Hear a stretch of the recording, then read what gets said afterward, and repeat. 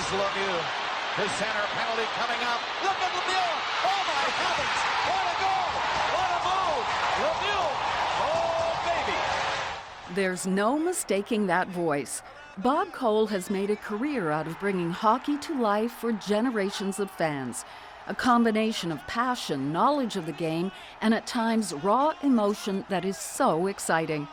His career started in radio in the 1960s, but he's best known for his years with Hockey Night in Canada starting in 1973. He's done the play-by-play for some of hockey's best remembered games, including Canada versus Russia in the Summit Series, Canada's gold medal game at the Salt Lake City Olympics, and 20 years of Stanley Cup finals. There have been many awards and recognition for Cole, including induction into the Hockey Hall of Fame and just 2 weeks ago, the Order of Canada.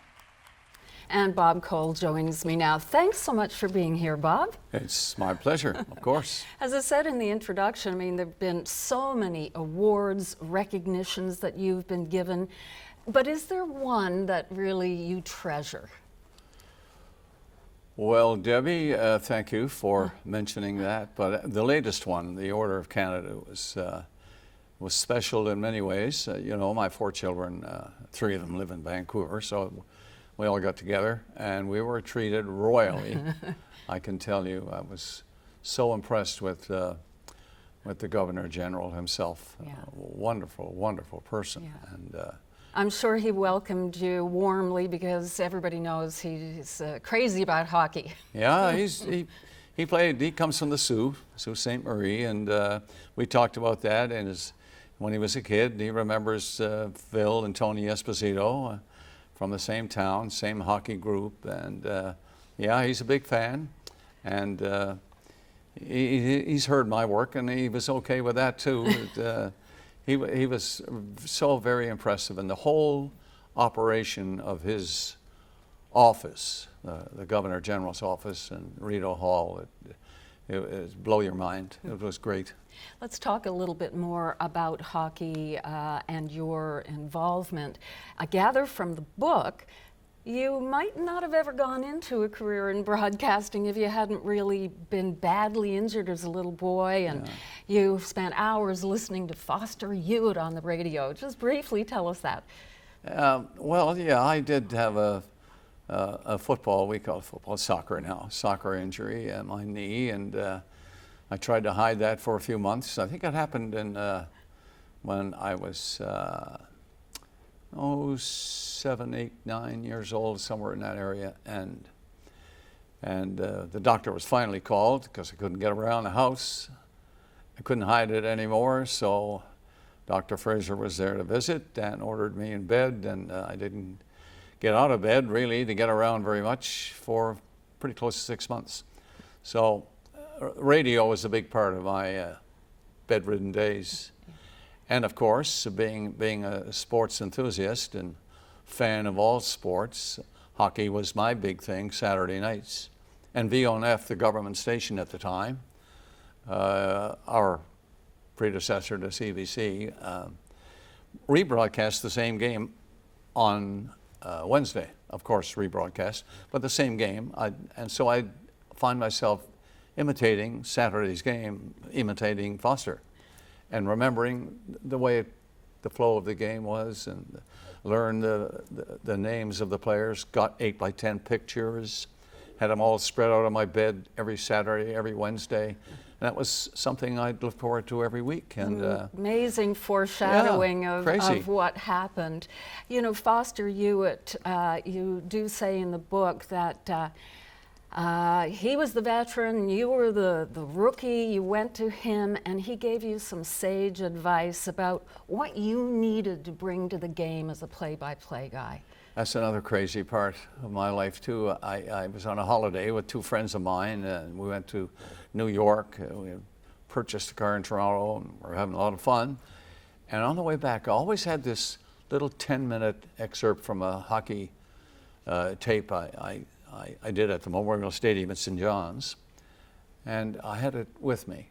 And I said, guys, we're going through Toronto on the way back home.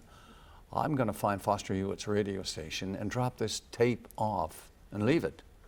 and maybe he'll listen to it and write me. And so anyway, everybody agreed. And they sat in the car on Wood Street there for a while. I found his radio station, went upstairs, and I introduced myself. And she said, "Well, do you have an appointment?" And I said, "No, I just want to leave this with Mr. Hewitt."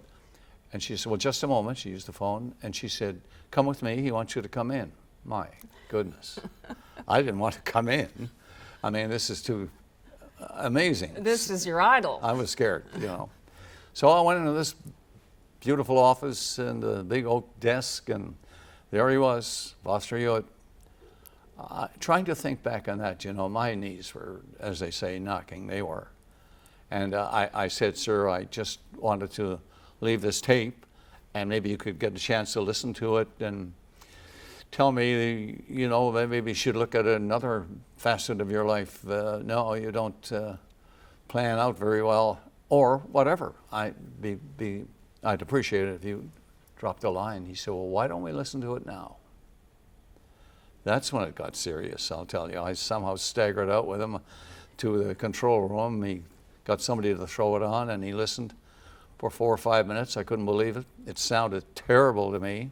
But anyway, went back in his office, and we talked for over an hour about what to think of when you're broadcasting hockey. I mean, it was a dream you would never imagine could happen. Mm-hmm. Foster Hewitt is talking to me about how he thinks about doing a hockey game. It's amazing that all those years later, when you were inducted into the Hockey Hall of Fame, it was the memorial to Foster Hewitt for excellence in broadcasting. Yeah. That must have been really touching. It was. I had a tough time getting through the acceptance speech. You had, in those days, you had to get up and say something. Mm-hmm. And I talked about meeting Foster and never believed I'd be here. He didn't tell me that this was going to happen. But he did say, you know, I have a feeling you'll be up here someday doing hockey games, and here's what I think you should remember. And I've never forgotten it. When you get home after you do your hockey game on Saturday, we'll say, and people tell you that they saw the game and they enjoyed the game, it was so exciting, great hockey game, and they don't mention you, you've done your job. I haven't never forgotten that. It's pretty good advice. There's so many highlights. You probably have a highlight reel in your mind over the last 5 decades. And there are so many that you point out in the book, that are memorable for you. But I was interested in a quote from the book where you said, "I'm going to do this till I get it right." Was there some sort of insecurity or perfectionism that really pushed you to be the best you could be? It's just somebody will invariably ask the question when they're interviewing you or doing a story or whatever it might be, just saying hello. They'll ask me, how long more are you going to be doing this?